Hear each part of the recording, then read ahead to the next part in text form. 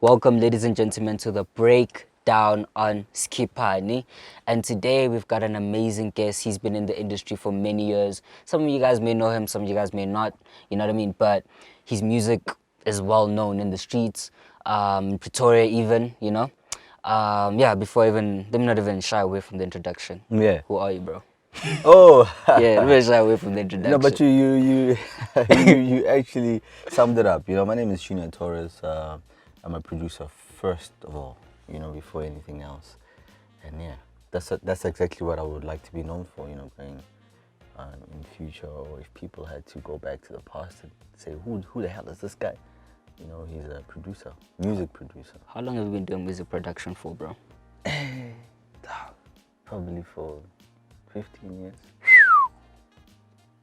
Damn. That's a long time, and that's a long time to be listening to music.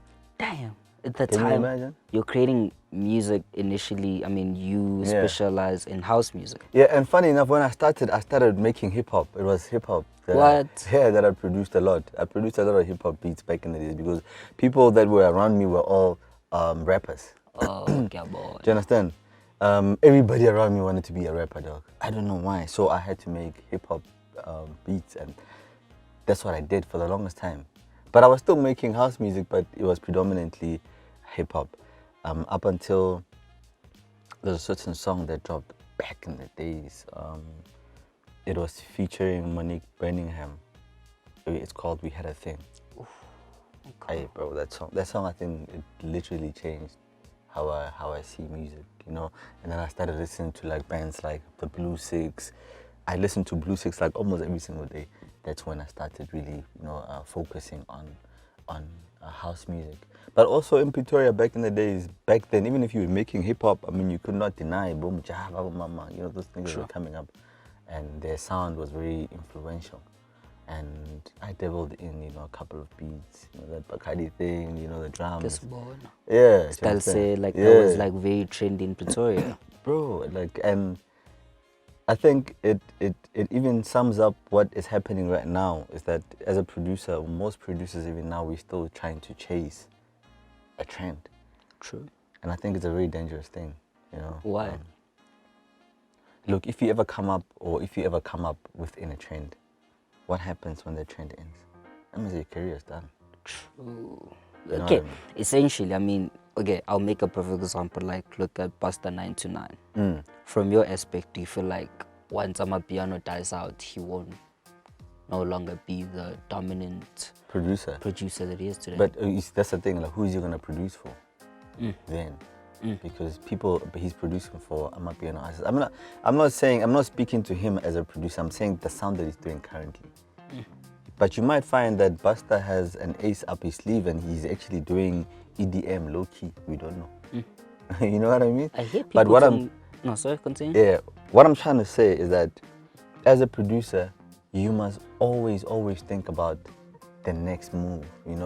If Amapiano had to end today, what would be left? What sound would be left? You know what I mean? So when you're producing music for yourself, you always need to think about it. You always need to think about the future, because this industry is not for some people, it's a very short, lived period, and their music, like the shelf life is very short. But if you in it for the long run, you always need to think about what is next, because in my industry, I've been there when there was Bacardi faded out. There was some other thing called Gubusa Pitori, it faded out. There was the early stages of Amapiano where it was actually Amapiano, just pianos, no log drum, no vocals, just instrumentals. That faded out. The log drum came in, that was still there. Then came the vulgar section of Amapiano, that went out. Now everybody is like venturing into different aspects or sub genres of Amapiano. People are going soulful, others are putting a little bit of tech in it. Those that are putting some tech in it, but it gets Gija now. You know what I mean? So if everything had to end, what would you be doing as a producer? If you can't answer that question, I know it's late for you, my boy, because that means that when the era ends, your career is over. Damn. But let's step back into the production side. You produced hip hop before you started, right? which artists did you produce for initially, number one? Number two, what drove you into going into music? I mean, Kupitori ke so like, man, there's so many people who be like, yo, I want to be a producer as well. How did you even invest into the equipment to become a producer? Because like back in the it day, was rough. No, not Little that. rough. Not that. Like I had to, actually, I remember I had it was an argument with my father. I wanted this piano, dog, and I really wanted it so bad, my boy. I think I saw it. It was Cash Crusaders back in the day. I saw it there, and I really wanted it so bad. And he didn't understand. You know, I'm not even gonna put it into a class of parents, but like I wouldn't even say black parents, but parents as a whole. I don't think they would understand what music and how you want to invest in music as your career. You know what I mean? Like they're coming up from an age or a generation where you had to go to school and become a certain somebody. So I had to first of all force him to buy me that piano, but he bought it eventually. And he had an old Pentium 1 that he was no longer using, that I was using. You know what I mean? And I think I upgraded it to like a Pentium 2 or something like this. So that's how, like the equipment part, that's how that situation started. And I started obviously searching for softwares. Back in those days, I think Reason 1 had just dropped. And FL1 had just dropped. But I was not even using FL at all. Funny enough, FL, you know, I only started using FL probably like less than 3 years ago. What? Yeah, for real. So wait, was it like, okay, because I know when you started, but back then, when it came to music production, before the software era, you actually had to buy like, not to like the Kumba file, like QJazz monitors. You had to buy actual thing, and you could only record on one take per se, because whatever that you think, and then you'd have like a cassette cutter. Like, they used to use those, they call them like reel to reel. And it was crazy, but fortunate enough, I started making beats before recording. So the recording part only came like later on. So by the time that I started recording, there was already a software called Cool Edit back in the days. Cool Edit was what I used, and it's an old software. Like it had just dropped back in the days, you know. So and in terms of artists back then, hip hop artists, there was a couple of unknown guys that I used to work with, a lot of unknown guys, you know. And I also used to work with Black Les back then, you know, and Vay. Hey. And yeah, back in the days. These are some prominent brews in Pretoria. They're well respected. P.O. Yeah. What? Yeah. That whole squad? Yeah, that whole squad, dog. Because I'm telling you a fact. And, you know, back in the days, I had started a recording company called Cap City Records with a good friend of mine, and most of these guys had actually entrusted their work to us, you know, and they worked closely with this friend of mine called Tepi. So that's how I came in, because I co-owned the company, but I was also doing the production. So I used to also record some of their stuff. Like sometimes they'll come through and say, yo, we got a couple of beats we need to record. We'd have a session, and I would engineer their work and stuff like that, you know. So it was hip-hop in the beginning. You know, house, but also hip hop was there. Did you study something in music? Yeah, I did sound engineering. Okay. Back in the days, it used to be called Demelin. It's now, no. It's still Demelin. It's Demelin. Not bad, man. It wasn't Demelin before. What was it, dog? Hey, I thought Demelin back then. I don't know. I'm not sure. Wasn't it? Yes, man. It wasn't Centurion, dog. I don't know what it is. I'm trying to tap into like a train of thought of whatever Demelin in Centurion, it was before. It was that. Yeah, before it became Demelin. So your parents were open to. I think maybe that was the. If I may say, like the. What do you call this word, man? You know, when you do something and I'm like, okay, you can do it, but you have to do this. Oh, like they give you an ultimatum type of thing. Yeah. So it was like, okay, cool, you can do your music, but study. Damn. You know. Yeah. Or did you want to go study? I didn't mind studying music, even though I didn't learn anything much. For real? So you knew what you were learning before? Or yeah, look, I knew that some of the stuff that I was learning, I was never gonna use in my life. I was never gonna implement. You know, like they teach you weird things at when you do sound engineering, dog. But the only thing I think I really learned was the electronics part. You know, they teach you how to solder like your own circuit breakers, DI boxes and stuff like that. But in this, in my career, I have no need for that. You know what I mean? But you said, okay, you only started using FL like 3 years ago. What were you using to produce? I was using Reason. There's a software called Reason that I used to use, and I stopped using it for a while. Why? Actually, I stopped using it even now. Why?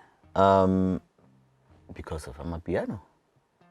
So now the lock drum, that sound, that bass, you can only get on the FL.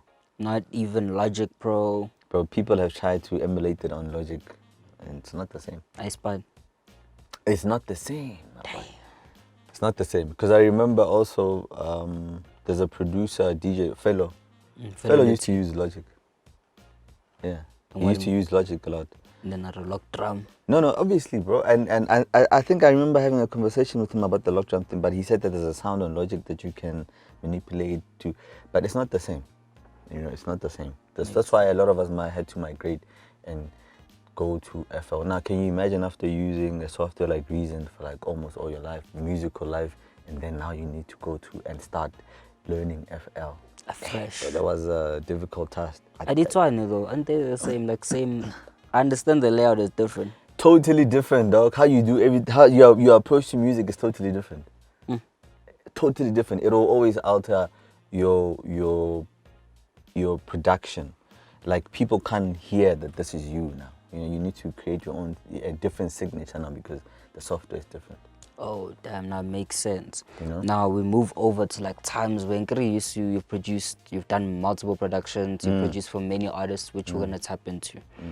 But your relationship with Lady Zamar, because Lady Zamar, people are actually shook that Lady Zamar has been in the industry for a longer time than what they've known her for mainstream. Mainstream, yeah. You know, how did that relationship come about? And you know, how did the song, what's it called, man? Mamelodi. If I'm not mistaken, Mamelodi, nah? I was like, hey, if it's something else, that's why I'm looking like this. I'm like, if it's something else, Yeah, no, I'm embarrassed. That's the song. A friend of mine, a very close friend of mine, that used to come to my bedroom studio all the time. He was a very close friend of mine. Like I was always with him whenever I made music back in the days. He once came to me. He was studying, I think, law or something at UNISA or something. So he's like, "Yo, I was at this poetry session that happened at UNISA, and I overheard this lady, reciting, and she's amazing. Like her words and all that." And I'm like, "Yo, no, let's go. Make an appointment with her. We'll go and pick up, and we'll come through and we'll record poetry, / house music type vibes." That was what I was thinking to do. And yeah, he made the appointment. We went to pick her up, came to the studio, and we recorded that song. That song was like poetry. It was just a beat, and she was just reciting over it. And I think I remember asking her, like, "Do you think you can sing?" And she's like, "I'm not sure, but we can try it." You know what I mean? And at the time, whenever I produce something, I always wrote for it. I always wrote like melodies and stuff like that. How I hear, because as a producer, you know that a voice is like another instrument. True. So while you are obviously laying out your beat, you're already thinking about how the voice should, should go through or flow on top of whatever. So I always write melodies as well. So I had a song that I written, and she did it, man. And the funny thing is that her recording voice was actually dope. You know? What? Yeah, and that's how like the singing part started. It started from that one song, and I had other songs that I written. That's how it went. Songs that I written. So up until a point where I could see that she sort of understands what to do now, and then she started coming through with her own words, her own verses, and I would just stick to writing choruses, just trying to simplify everything.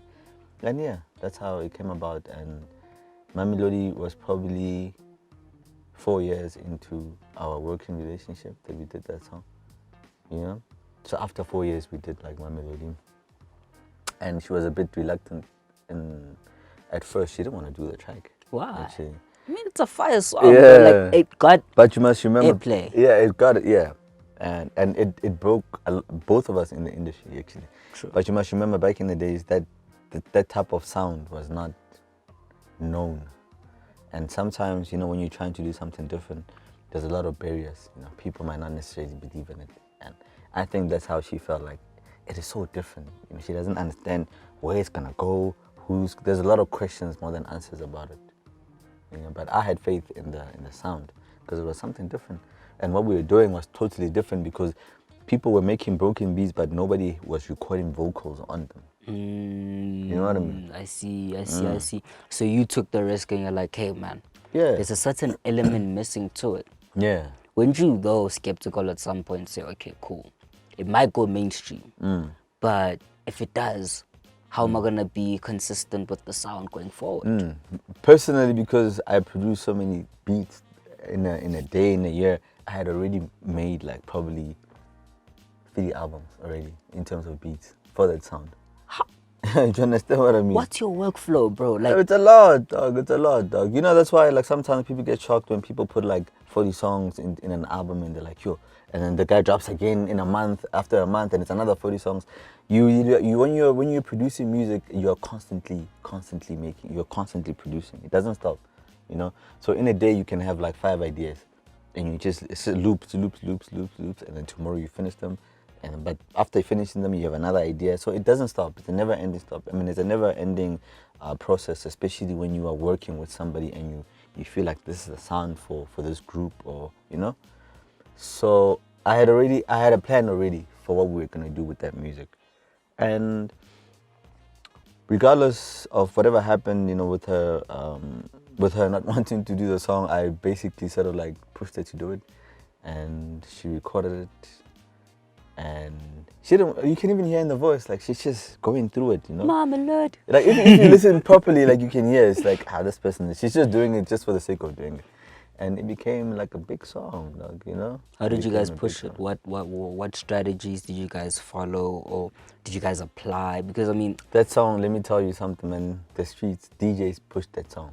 Sometimes I tell people, like, resident DJs and local DJs have so much power they don't even know.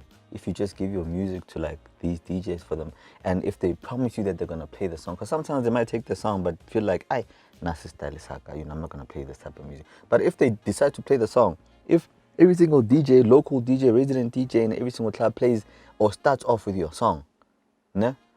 Can you imagine how many times you're gonna hear the song? If you are going out and you're going to a party and you're going out on Thursday, and then you heard it on Thursday, Friday again.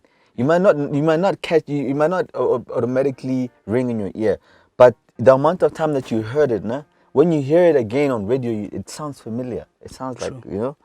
So that's how Mamelodi was pushed. It was pushed by DJs on the streets. Like they played it so many times that it became what it became, because it was not even on radio yet, but it was everywhere on the streets. And when when it was time for it to go to radio, it was actually a fight. People were just offering us a lot of deals. We can do this, you know what I mean? Because they had already seen the hype on the streets already. What kind of deals? If you don't mind sharing. You know, normal licensing deals, you know how majors are. And you know, and other people obviously want the song for themselves. They want to be featured on it. You know how it is. So why didn't you go with the licensing route? Or no, we did. Okay. We did actually. We did, and it was we licensed the song, and it was a 3 single type of deal with an option for an album. So industry standard type of situation. You know, nothing major, and that's exactly what we did. You know what I mean? Yeah. Now, how did breaking out, or rather say, coming out to the light? Because you said personally you don't want to be kind of like the face. You'd rather have the work to talk for itself. But now everyone was like, okay, now we know who Junior Taurus is. At that time, it was Taurus and Zamar. Yeah. It was crazy combo those days, man. Yeah. But how did it impact or change your life, particularly breaking out of, like, coming over to being mainstream? Yeah. You know, how did it change your life, and what type of resources did it expose you to? I think obviously it's always that type of situation where now you're known, you go anywhere, people recognize you. You know, that type of situation. Okay, and if you're not ready for it, sometimes it can just get a little bit too much, you know. But I don't have any problem with it as well, because I'm very calm. Nor will I tell people off or anything like that. I'm never rude to people that just want to take a photo or anything like that. And sometimes it can actually be like validation to your music. People showing you love means that they hear it as well, or they got the message that you're trying to put across. But whether with or without the fame, as long as people hear the music, for me, it's more importantly than anything else. Like sometimes you get gigs in the most crazy place, like the most awkward places. Maybe you were in Northern Cape, for instance, and at a small town where you've never even heard the name of, and you play your song and people are singing along with it, People might not necessarily know who this. They saw the poster that, okay, this person is coming. They might not necessarily know the face, but they know the music. True. And that for me is that proper validation, that the music has gotten to them. That's why sometimes it really pisses me off when you work on music and you give it over to people that are supposed to push it for you, and they don't. And like that pisses me off more than anything else, because it means that they do not take something seriously that you live off, essentially. Sure. This is your bread and butter, and you spend so much time on it, dog, that when it's time for it to drop, you want the music to be out there. Not you personally, you know what I mean? But your music should be out there. And when you go on certain playlists that your music should be on and it's not there, and you're like, but how? And how are people supposed to know that you dropped when your music is not out there personally? True, it's not being put out to the world to listen. Yeah, exactly. Different people to be exposed to. I mean, like, it's not as if people, how can I put it? It's not as if someone sits and just searches for him, unless if you're as huge as Bukabza and them. Because I mean, it's simple for you to do that. Like if Gabza drops, everybody will share. True. All of his fans will share. You will know. Everybody grabs the song.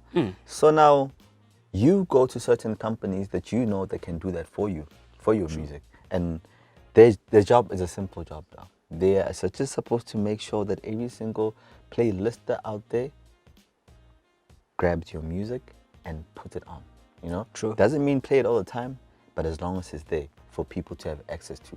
While you're searching for on your playlist, it just pops up. It's there, and you're like, oh, okay, no, I remember this guy. Yeah, this guy used to make. Let me just listen. True. That's all you need, dog. Just one person just to listen. One time. I mean, my figures all brought it up of how, okay, with looking at the label they're under, but they brought up how, like, for them, it's like if they're able to drop a song, automatically that, okay. And I was actually shocked to find out people actually pay for the slots, like to have your actual music or whatever. Let's say album cover, like when you go to Apple Music, an album cover, like the first album, it pops up like they pay for that. Yeah, you do.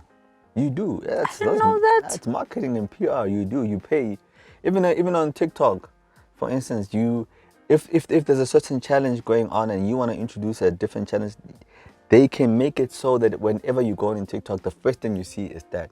That's the algorithm. Like whenever you log in, the first thing you see will be whatever it is that you're trying to push.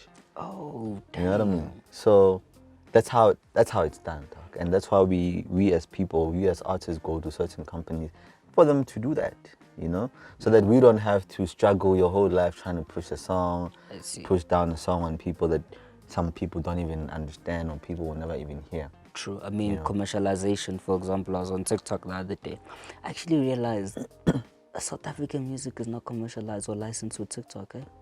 No. Not like some songs are, but some are not. The majority of them are not. And imagine how many people want to use the music. And the thing. Like if you follow like a certain song and you go to the original holder or user of that song, you find that this is not even the artists themselves.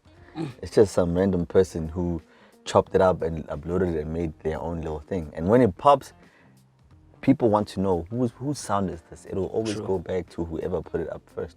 True. Now going to the digital culture. Yeah.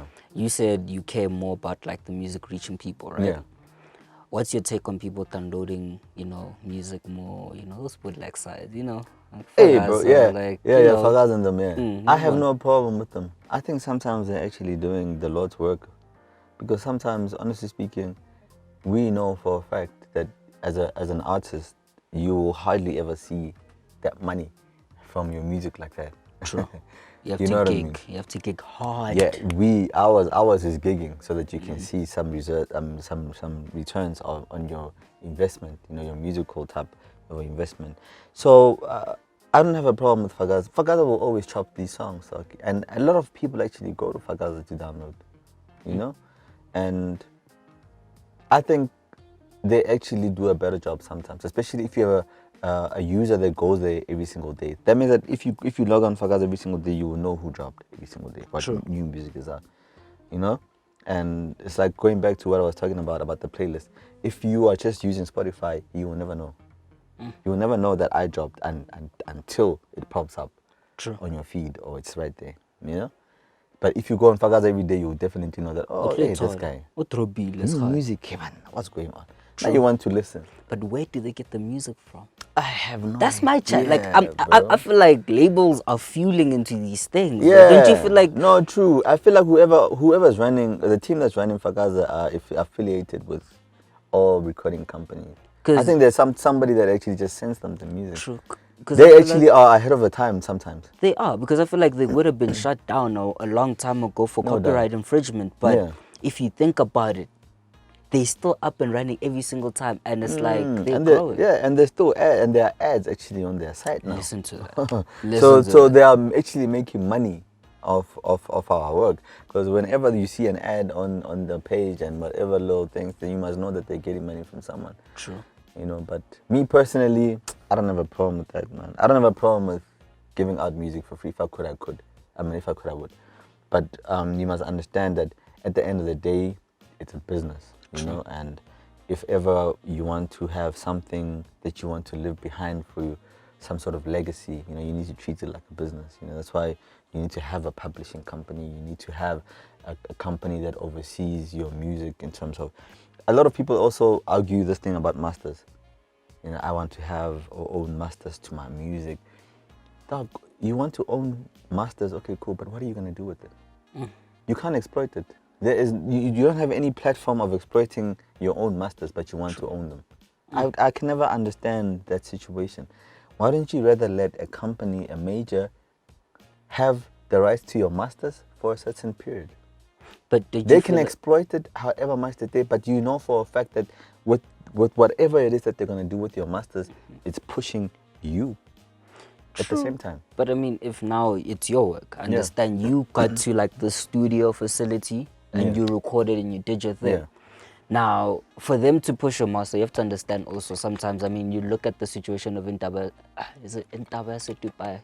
That artist. Anyways, he screwed himself over, but, you know? Because, I mean, if you think about it, initially, it's like he signed to a label, but this is months after that song was recorded, right? Yeah. And he's like, you know what? Like, the actual guys are reaching out to you. Imagine, let's say, he's, what do you call it? He's the artist. He's reaching out to you, right? He's like, look, we worked on something, nah, and I wanna put it out. Now you're like, no, man, speak to my manager. And now the manager's having a conversation with him that you're not involved in. Now imagine now it's involving your masters. Now they're getting deals. They're getting a deal with Nando's or whatever, and who's benefiting? He's benefiting. Yeah, you're not seeing anything. And your manager's also benefiting. Yeah. But when now you don't, because you decided to like, no, man, let me rather give them the rights to my masters. Don't you feel like to a certain extent you lose out on potential deals that could that's you know, legacy-wise? I get what you mean, but it comes back to the very simple thing that I said. Like, if you don't have any plan for them, if you don't have, when you're sitting down and you say, well, this song can be a hit, but you don't have any plan for your masters of how you're gonna take it from that point to the final point, what are you doing with your masters? Because you don't have a plan. So you're just hoping that, okay, I hope that everybody just picks up all the compilers or radio samplers, just pick up on the song and make it an overnight success. You're just hoping that happens. What happens when it doesn't? And you're just sitting with all these masters that you don't want to give out for licensing or anything like that. You just know, this is mine. I want to be the only one that's exploited. I mean, people always come back to that point after the fact. You know, after the song pops, that is when now people want to be like, yo, but why did, you know what I mean? But in the beginning, you are the one that actually agreed for these people to push the song on your behalf. True. You agreed, like we all agreed. True, we met each other halfway. Yeah. It's not as if I'm not playing my role, you playing your role as well. You know what I mean? You said, look, I'm giving over this as long as Yeah. you do this. Okay. Do you own your masters?